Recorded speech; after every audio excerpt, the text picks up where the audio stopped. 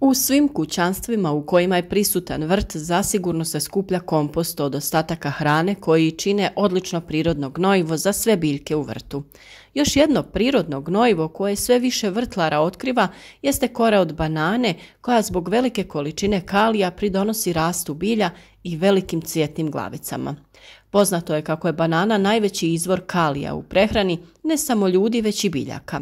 Kalij u biljci ima značajnu ulogu u aktivaciji enzima i regulaciji propusnosti staničnih membrana.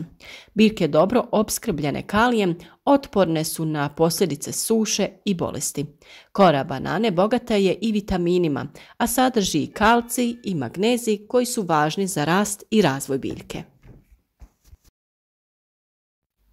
Gnojivo od kore banane djeluje na sličan način kao i ostala gnojiva napravljena od biljnih ostataka. Ispušta kalij, dušik i ostale elemente u tlo, dajući biljci na taj način potrebne hranjive tvari. Banane se često prskaju pesticidima, pa je dobro kod primjene biti oprezan i dobro oprati koru. Hranjivost banane opšte je poznata u ljudskoj ishrani. Međutim, kada pojedete ovo voće puno minerala i vitamina, nemojte bacati koru jer je ona jedan od najboljih njegovatelja, ali i nezamjenjiva prihrana za vaše sobne biljke. Kora od banane vrlo je korisno gnojivo za unutarnje i vanjsko cvijeće, za sadnice povrća, ali i voća. U ovom videu pokazati ćemo kako napraviti nekoliko različitih hranjiva koje možete na jednak način koristiti na vašim sobnim biljkama, kao i u vrtu, cvjetnjaku i vašim presadnicama. Sušenje kore od banana je jako korisno kao prihrana koja se dodaje u zemlju oko biljaka. Koru od banane se treba osušiti, ali je potrebno da bude potpuno suha i hrskava kako bi je mogli samljeti. Potrebno je malo duže vremena da se kora potpuno osuši, pa zato budite strpljivi. Naravno, ovu koru možete sakupljati duže vrijeme, postepeno sušiti, pa koristiti kada skupite neku veću količinu. Nakon što se kora dobro osušila, potrebno je da ju sameljete onako skroz sitno, što sitnije. Možete da koristite neki blender ili bilo što će je skroz usitniti. Nakon što sameljete suhu koru, možete je spremiti na neko suho mjesto gdje vam može dosta dugo stajati.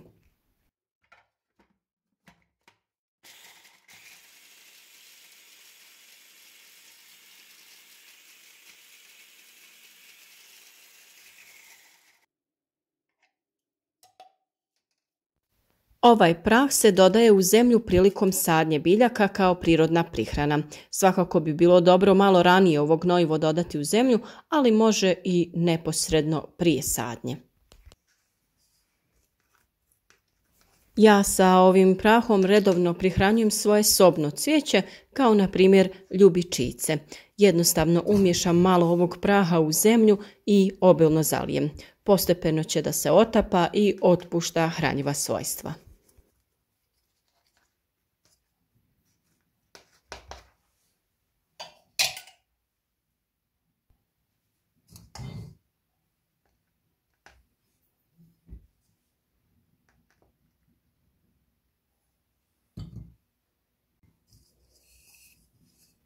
Ono što je još zanimljivo kod korištenja banana u vrtu je to da je dobra kao hormon za ožiljavanje. Ukoliko želite da posadite neku reznicu, ono što je dobro da uradite je da uzmete komad banane u koji ćete zabosti reznicu i zajedno sa bananom staviti u prethodno pripremljenu zemlju. Na ovaj način ćete potaknuti brže ožiljavanje i ukorjenjavanje same reznice.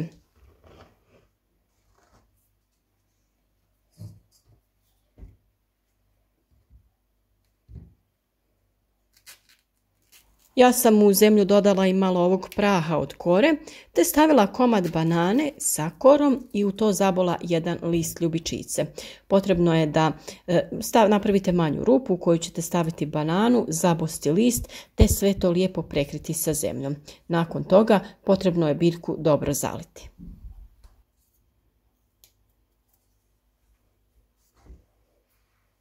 Na ovaj način naravno možete da koristite bananu za bolje ožiljavanje bilo koje reznice.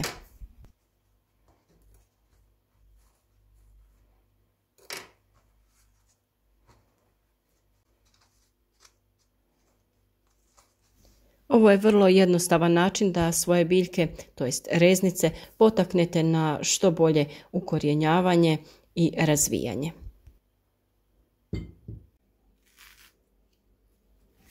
Jedan od najboljih načina da vaše sobne ljubimice zasijaju punim sjajem jeste da korom od banane prebrišete njihove listove. Na ovaj način ćete ih očistiti od prašine, ali i nahraniti njihove zelene dijelove. Listovi će dobiti sjaj i punoću. Ovaj postupak možete da ponavljate do 2 puta mjesečno.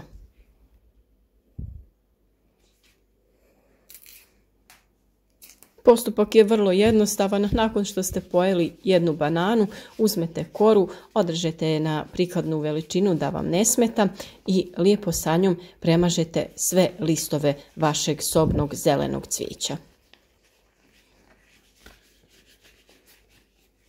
Osim što će dobiti još ljepši sjaj, prašina će se manje skupljati i vaše biljke će izgledati puno ljepše.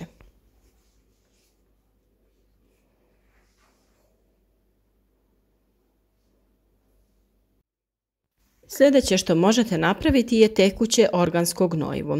Gnojivo od kore banana jednostavno se pravi. Kore dobro operite i stavite u posudu te prekrijte te kore sa vodom. Potrebno ih je ostaviti u toj vodi barem 3 dana.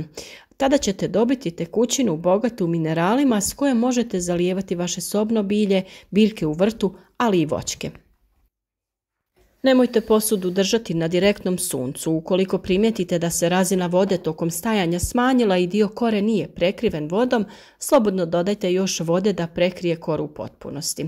Za bolju primjenu, kore od banane prije namakanja možete ostaviti da se posuše na suncu. Ovu otopinu koristimo u omjeru 1:5. Kora od banane je organskog porijekla i lako se razlaže i pretvara u kompost, koji je najbolja prihrana za vaše biljke. Koru banane isitnite na komade pa je zakopate u saksiju oko biljaka ili u zemlju oko ruža. Biljke će biti bujnije i ljepše, a ruže će cvjetati kao nikad prije.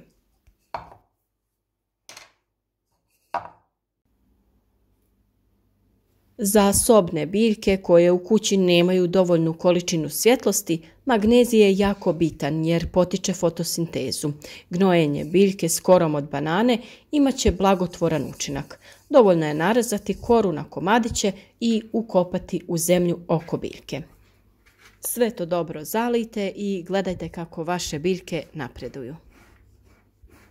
I za vrijeme sadnje u zemlju se zajedno sa sjemenom može pomiješati sitno isjeckana kora banane. Na taj način osigurava se dodatna vrijednost hranjivih tvari za vrijeme klijanja i smanjuje se mogućnost gubitka sjemena. Koru od banane možemo nasjeckanu ili cijelu staviti u već napravljeni kompost. Kako god stavili, ona ne može pogoršati taj kompost, već mu poboljšati učinak. Bitno je samo da se stavi što dublje, kako miris banane ne bi privukao štetočine poput miševa. Još jedna prednost kore od banane je što ćete se pomoću nje lako riješiti insekata, idealno za sve one koji imaju vrt, a ne žele da upotrebljavaju insekticide. Izblendajte koru od banane pa je zakopajte nekoliko centimetara u dubinu oko biljaka i insekti će se razbježati. Još jedna mješavina koja je dobra je da dobiveni kompost od kore od banane, ljuske jaja ili taloga od kafe izmiksa se u blenderu te se postavi u blizini korijena. Tako će biološki raspad banana otpustiti dušik, kalij, magnezij i fosfor koje biljke obožavaju. Kafa će djelovati kao injekcija dušika, a ljuska jajeta osigurati će im kalcij. Kora od banane prava je blagodat za njegu biljaka zahvaljujući mineralima koje sadrži poput kalcija, fosfora i kalija. Ti minerali iz kore oslobodit će se u vodi nakon dan do dva i ukoliko jednom sedmično zalijevate vaše biljke ovim rastvorom, vaša prostorija u kojoj držite cvijeće ličiti će na botaničku baštu tokom cijele godine. Naravno, upotrebom ovakvog prirodnog gnojiva smanjuje se potreba za kupovnim. Nahranite vaše biljke prirodnim gnojivom i neka zablistaju u punom sjaju.